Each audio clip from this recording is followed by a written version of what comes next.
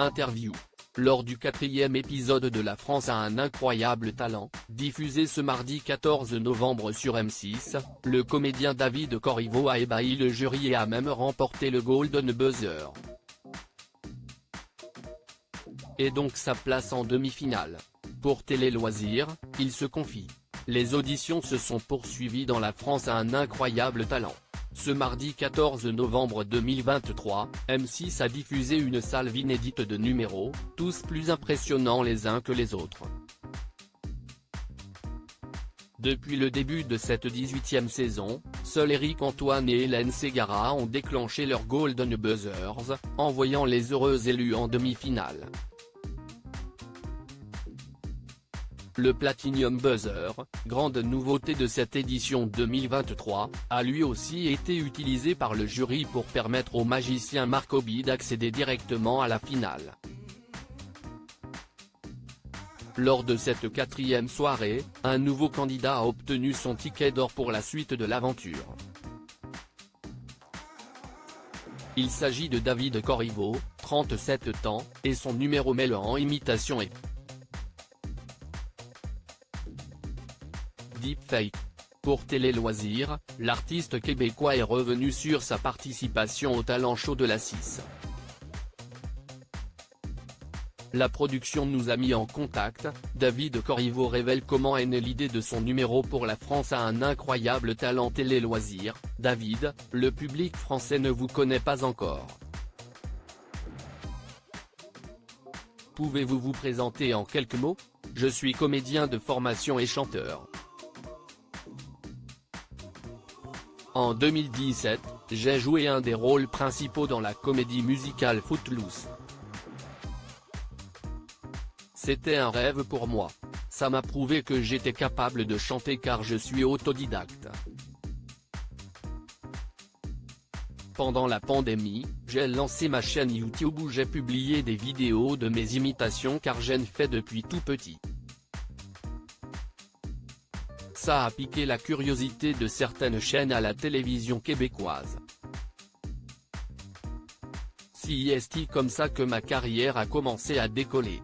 À côté, je travaille depuis 13 ans dans un restaurant de la Place des Arts, à Montréal, en attendant de vivre de ma passion.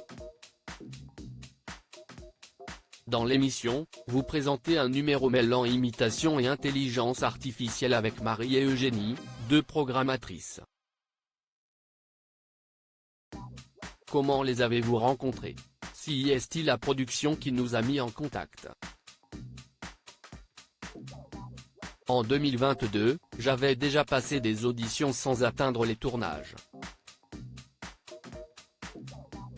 Cette année, ils sont revenus vers moi avec une proposition, faire équipe avec ces deux spécialistes de l'intelligence artificielle pour présenter un numéro ensemble.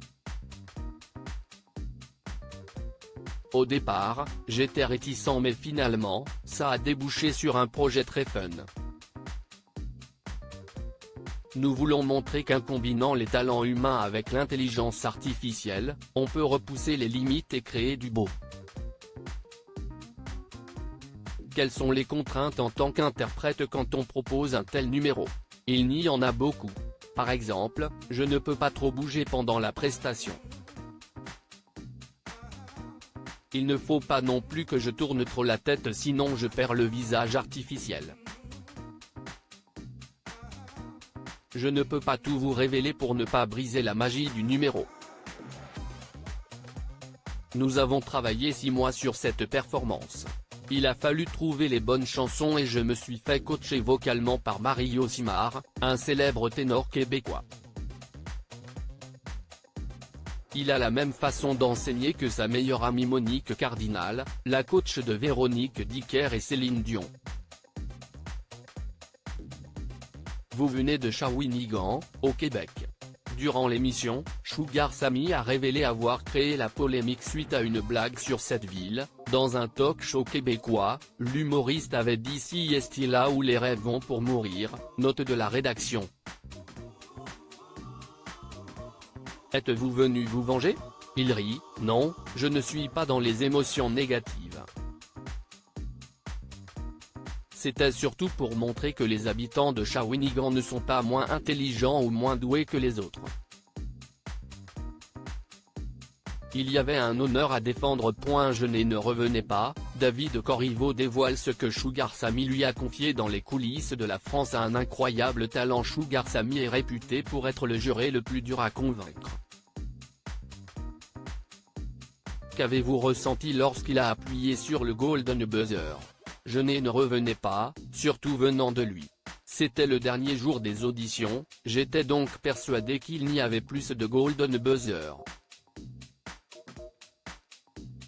Mon unique but était de repartir avec au moins 3 oui, sans avoir fait honte à ma mère.